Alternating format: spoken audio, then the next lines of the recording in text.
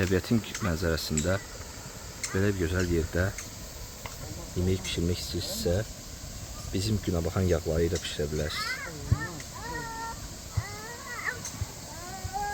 Heç bir itim olmur, azalmır. Pişən vaxtı görün necə gözəl yeməklərinizə dad qatacaq.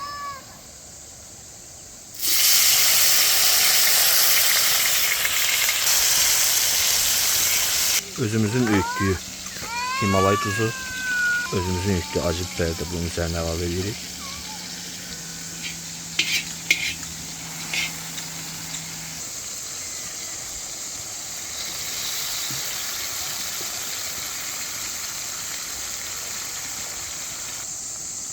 Çox ləzzətli görünür.